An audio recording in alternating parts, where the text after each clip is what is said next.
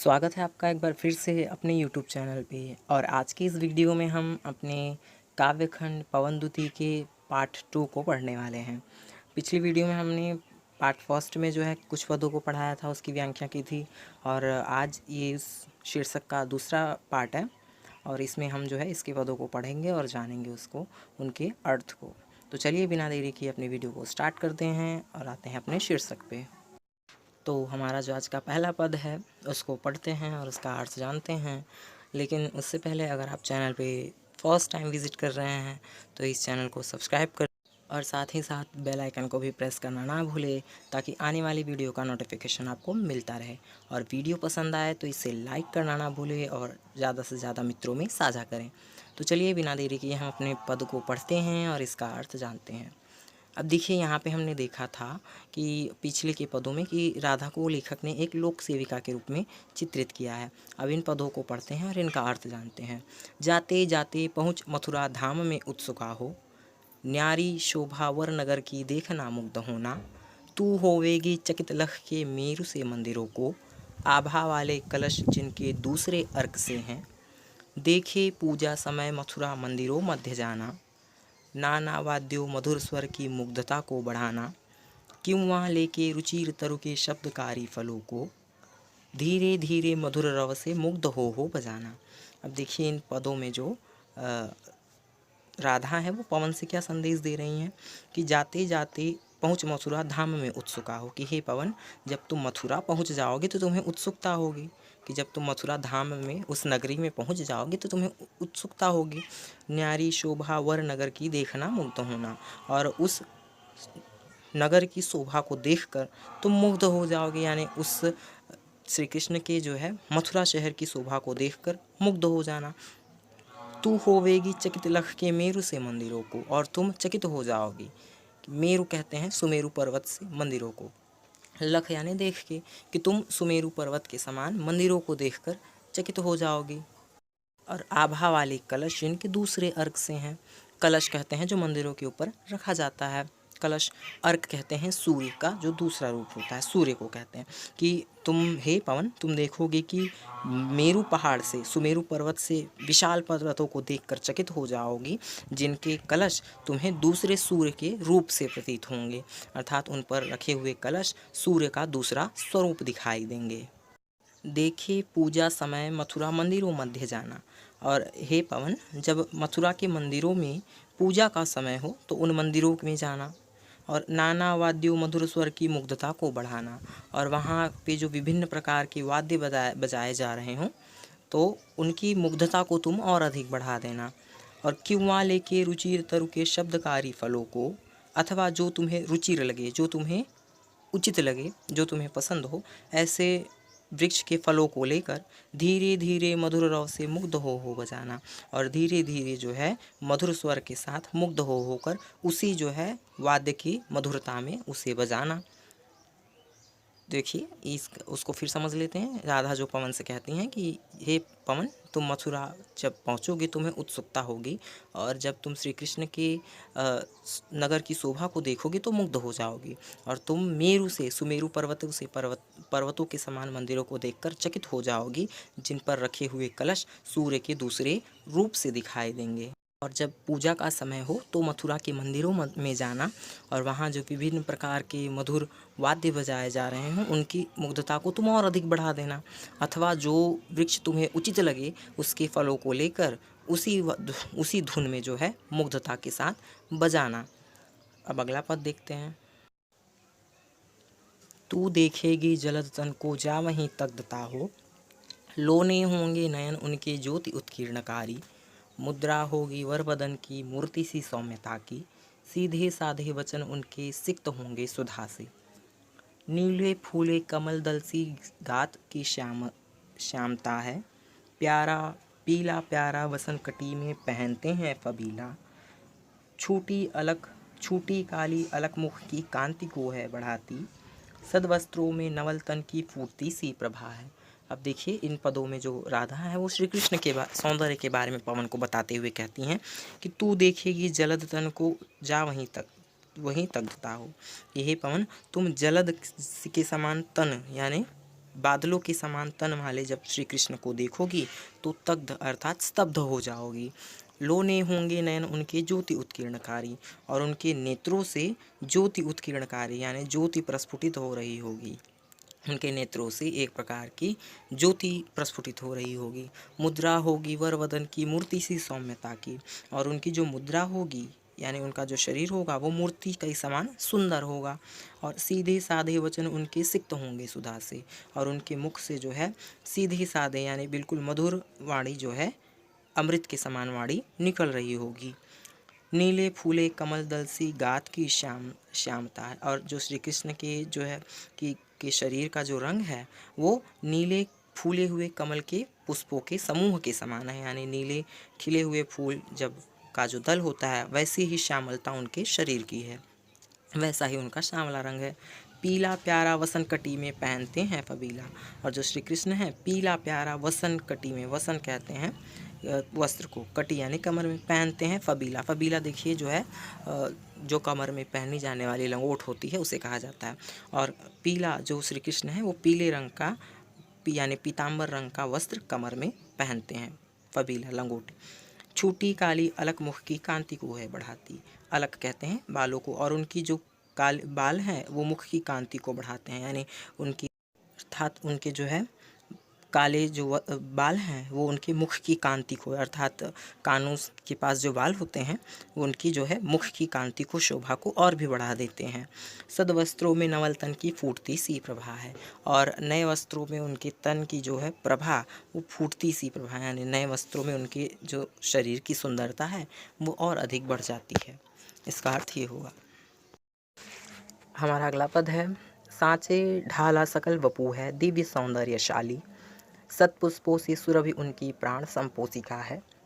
दोनों कंधे वृषभ वर्षे हैं बड़े ही सजीले, लंबी बाहें कल्ब करसी शक्ति की पेटिका है। राजाओं सा सिर पर लसा दिव्य आपीठ होगा, शोभा होगी उभय श्रुति में स्वर्ण के कुंडलों की। नाना रत्नाकलित भुज में मंजू के यूर होंगे, मोती माला लसित उनका कंबुसा कंठ होगा।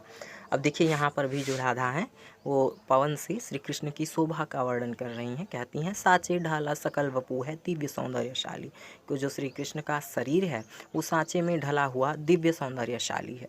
सतपुष्पों से सुरभि उनकी प्राण संपोषिका है। सतपुष्प कहते हैं असंख्य पुष्पों की सुरभि यानी खुशबू, कि असंख्य पुष्पों की सुगंध उनकी प्राण संपोषिका है, उनके प्राण से असंख्य पुष्पों की खुशबू आती है।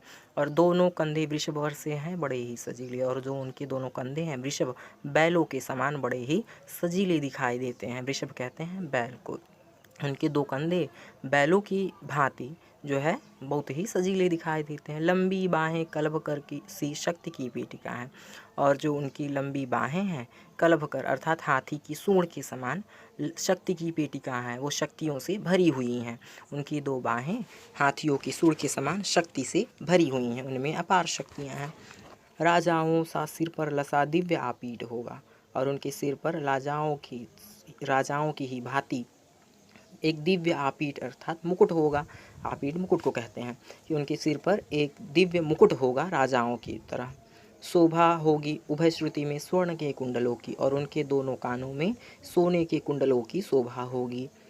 नाना रत्नाकलित भुज में मंजू के यूर होंगे, और विभिन्न प्रकार के रत्नों से जड़ित, भुज कहते हैं भुजा को, बाह को, उनके जो है बाहों में मंजू के यूर होंगे यानी बाजूबंद होंगे, जिसे हम आप बाजूबंद कहते हैं आम भाषा में, कि उनके विभिन्न प्रकार के रत्नों से जड़ित उनकी भुजाओं में बाजूबंद होंगे। और मोती माला लसित उनका कंबुसा कंठ होगा, और मोतियों की माला से लदा हुआ उनका जो कंठ गला होगा वो कंबु कहते हैं शंख को, कि मोतियों की माला से लदा हुआ उनका जो गला होगा वो शंख के आकार का होगा। अब हम अपना अगला पद देखते हैं। तेरे में न है यह गुण जो तू व्यथाएं सुनाए, व्यापारों को प्रखरमती और युक्तियों से चलाना। बैठे जो हूँ निज सदन में मेघ सी कांति वाले, तो चित्रों को इस भवन के ध्यान से देख जाना। जो चित्रों में विरह विधुरा का मिले चित्र कोई, तो जाके निकट उसको भाव से यूं हिलाना। प्यारे हो के चकित जिससे चित्र की ओर देखें, आशा है यूँ सुरति उनको हो सकेगी हमारी। अब देखिए यहाँ पर जो राधा है वो पवन से कहती हैं कि हे पवन, तेरे में है ना यह गुण जो तू व्यथाएं सुनाए, कि हे पवन तुम व्यथा कह के तो नहीं सुना सकती, यानी मेरे कष्टों को श्री कृष्ण से कह के नहीं बता सकती। तो व्यापारों को प्रखरमति और युक्तियों से चलाना, तो तुम व्यापार से तात्पर्य यहाँ जो है क्रियाकलाप से है, कि ऐसे क्रियाकलाप करना और ऐसी युक्तियाँ चलाना, ऐसी योजनाएं चलाना कि ताकि श्री कृष्ण जो है मेरे कष्टों से अवगत हो जाएं।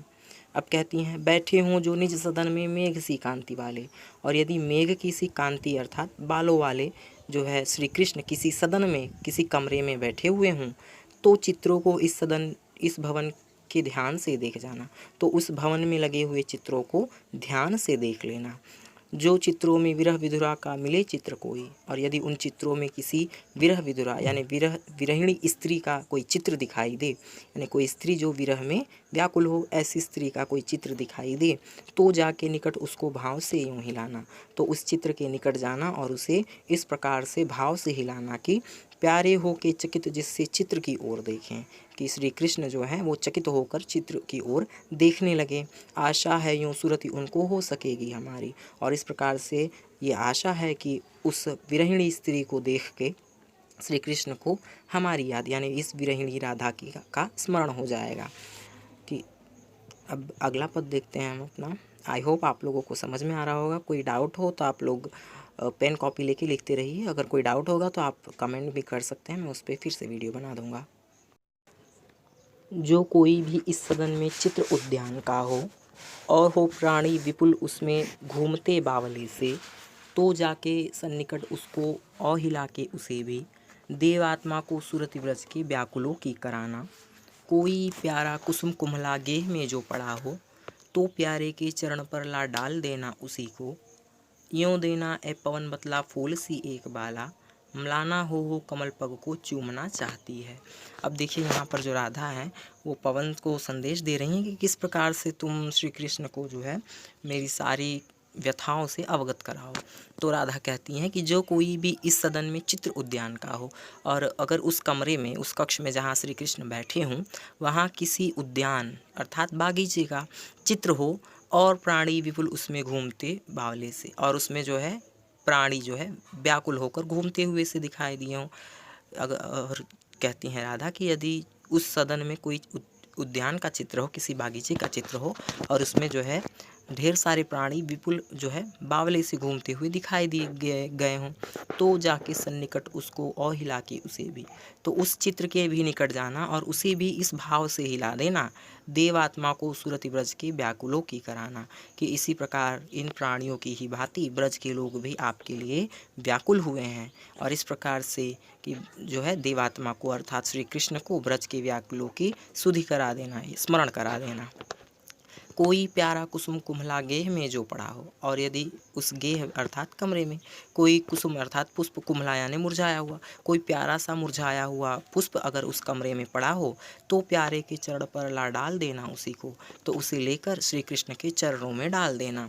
यूँ देना ए पवन बतला फूल सी एक बाला, और ए पवन इस प्रकार से उन्हें ये बता देना कि फूल सी एक बाला, कि इसी फूल की भांति एक कन्या मलाना हो कमल पग को चूमना चाहती है। इसी प्रकार से मुरझाई हुई एक बालिका राधा मलाना होकर, मुरझा कर जो है आपके कमल रूपी पग को, कमल रूपी चरणों को चूमना चाहती है, इसी पुष्प की भांति।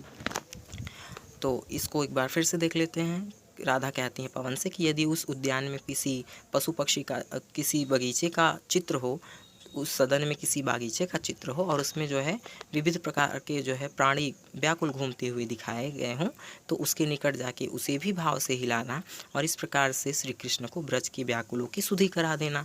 और यदि उस कमरे में कोई फूल जो हो, पुष्प जो है मुरझाया हुआ पड़ा हो, तो उसे लाके श्री कृष्ण के चरणों में डाल देना, और इस प्रकार से उन्हें ये बतला देना कि इसी प्रकार से एक बालिका राधा भी जो है म्लाना होकर आपके कमल के समान चरणों को चूमना चाहती है।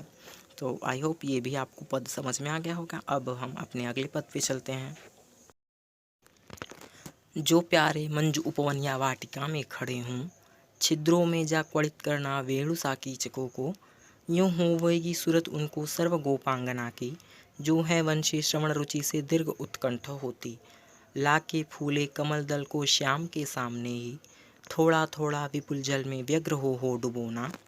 यूं देना ए भगिनी जतला एक अम्भोज नेत्रा, आँखों को ही विरह विधुरा वारी में बोरती है। अब देखिए यहाँ पे राधा कहती हैं कि यदि प्यारे श्री कृष्ण, जो प्यारे मंजू उपवन या वाटिका में खड़े हों, कि यदि प्यारे श्री कृष्ण किसी सुंदर उपवन या जो है वाटिका में खड़े हों, तो छिद्रों में जा क्वड़ित करना वेणु साकी को। तो छिद्रों अर्थात छिद्रों में जाके क्वड़ित करना अर्थात बजाना, वेणु कहते हैं बाँसों को। तो उस उपवन में जो बाँस होंगे उनकी छिद्रों में जाकर उसे जो है बाँसुरी की भांति बजाना। और यूँ होवेगी सुरति उनको सर्व गोपांगना की, और इस प्रकार से उन्हें ब्रज की सारी गोपियों का स्मरण हो जाएगा। जो है वंशी श्रवण रुचि से दीर्घ उत्कंठ होती, जो उनके श्री कृष्ण के वंशी की ध्वनि को सुनकर उत्कंठित हो जाती थी। इस प्रकार से उन्हें उन गोपियों का स्मरण हो जाएगा। लाके फूले कमल दल को श्याम के सामने ही, और किसी खिले हुए कमल के पुष्प को लाकर श्री कृष्ण के सामने थोड़ा थोड़ा विपुल जल में व्यग्र हो डुबोना, थोड़ा थोड़ा करके जो है जल में डुबोना, बड़ी ही व्याकुलता के साथ उसे जल में डुबोना। यूँ देना ए भगिनी जतला एक अम्भोज नेत्रा, और हे पवन, इस प्रकार से भगिनी देखिए बहन को कहा जाता है। यहाँ जो राधा है उन्होंने पवन को बहन कह के संबोधित किया है। तो हे पवन, इस प्रकार से, हे बहन, इस प्रकार से ये बतला देना कि एक अम्भोज नेत्रा, कि इसी प्रकार से एक कमल के समान नेत्रों वाली राधा आँखों को ही विरह विधुरावारी में बोरती है, कि अपने नेत्रों को भी इसी प्रकार से विरह रूपी अश्रु में डुबोती है। अपने कमल के समान नेत्रों को विरह के अश्रु में इसी प्रकार से डुबोती है, और इस प्रकार से तुम मेरे कष्टों को श्री कृष्ण को बता देना। अब हम अपना अगला पद देखते हैं। धीरे लाना वहन करके नीप का पुष्प कोई, और प्यारे के चपल दृग के सामने डाल देना। ऐसे देना प्रकट दिखला नित्य आशंकिता हो, कैसे होती विरहवश में नित्य रोमांचिता हूँ। बैठे नीचे जिस विटप के श्याम हूँ वे उसी का, कोई पत्ता निकट उनके नेत्र के लिए हिलाना। यूँ प्यारे को विदित करना चातुरी से दिखाना, मेरे चिंता विजित चित्त का क्लांत हो काँप जाना। राधा पवन से कहती हैं कि हे पवन, धीरे लाना वहन करके नीप का पुष्प कोई, नीप कहते हैं कदम को, कि हे पवन धीरे से वहन करके अर्थात बहा करके कोई कदम का पुष्प लेकर आना, और प्यारे के चपल दृग के सामने डाल देना। चपल कहते हैं चंचल दृग यानी नेत्र, और श्री कृष्ण के चंचल नेत्रों के सामने उसे रख देना या डाल देना। ऐसे देना प्रकट दिखला नित्य आशंकिता हो, और इस प्रकार से यह प्रकट कर देना कि मैं नित्य आशंकिता होकर, कैसी होती विरहवश में नित्य रोमांचिता हूँ, कि आपके विरह में मैं नित्य रोमांचित होती रहती हूँ इस कदम के पुष्प के समान। बैठे नीचे जिस विटप के श्याम होवे उसी का, कि जिस विटप अर्थात वृक्ष, कि जिस वृक्ष के नीचे श्री कृष्ण बैठे हूँ उसी वृक्ष का कोई पत्ता निकट उनके नेत्र के लिए हिलाना, कोई पत्ता उनके नेत्रों के निकट लाके हिलाना। जिस वृक्ष के नीचे बैठे हों उस वृक्ष का कोई पत्ता लेकर उनके नेत्रों के सामने हिलाना उसे। यूँ प्यारे को विदित करना चातुरी से दिखाना, और इस प्रकार से उन्हें यह चातुर्यपूर्वक यह दिखा देना कि मेरे चिंता विजित चित्त का क्लांत हो काँप जाना, कि जो मेरी चित्त है, जो मेरा हृदय है, उसे चिंता ने विजित अर्थात जीत लिया है, कि मेरे चित्त को, हृदय को चिंता ने जीत लिया है, और अब मैं भी इसी पत्ते की भांति काँप जाती हूँ। राधा ये पवन से कहती कि हे पवन, जिस वृक्ष के नीचे श्री कृष्ण बैठे हों उसका कोई पत्ता लेके उनके नेत्रों के सामने ऐसे हिलाना, और इस प्रकार से चातुरीपूर्वक यह दिखा देना कि मेरे चित्त को जो है चिंता ने जीत लिया है, और अब मैं भी जो है इस पत्ती की भांति काँप जाती हूँ। अगला पद देखते हैं। सूखी जाती मलिन लतिका जो धरा में पड़ी हो, तो पाँवों के निकट उसको श्याम के ला गिराना। यूँ धीरे से प्रकट करना प्रीति से वंचिता हो, मेरा होना अति मलिन और सूखते नित्य जाना। कोई पत्ता नवल तरु का पीत जो हो रहा हो, तो प्यारे के ध्रुव युगल के सामने ला उसे ही धीरे धीरे संभल रखना और उन्हें यूँ बताना, पीला होना प्रबल दुख से पोसिता सा हमारा।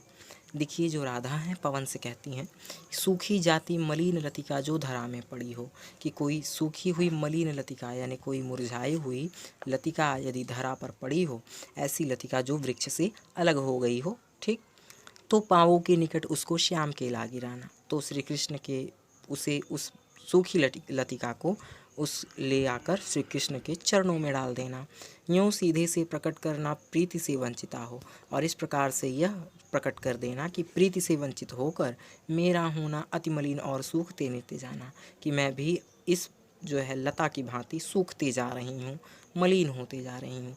जिस प्रकार से वृक्ष से कोई शाखा अलग हो जाए तो वो सूख जाती है, उसी प्रकार से अब मैं आपके प्रीति से वंचित होकर सूखती जा रही हूँ इस लतिका की भांति। कोई पत्ता नवल तरु का पीत जो हो रहा हो, और यदि किसी वृक्ष का नवल तरु का यानी नए वृक्ष का कोई पत्ता जो है नया पीला जो हो रहा हो, पीत अर्थात पीला, कि किसी वृक्ष का जो नया पत्ता है वो पीला हो रहा हो, तो प्यारे के दृढ़ युगल के सामने ला उसे ही।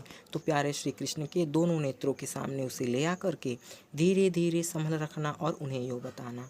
धीरे से संभल कर उनके सामने रख देना, और इस प्रकार से उन्हें यह बता देना कि पीला होना प्रबल दुख से पोसिता सा हमारा, कि मैं भी जो है इसी पत्ते की भांति दुख से जो है पीली होती जा रही हूँ, कि मैं भी इसी पत्ते की भांति दुख से पीली होती जा रही हूँ, ये प्रकट कर देना।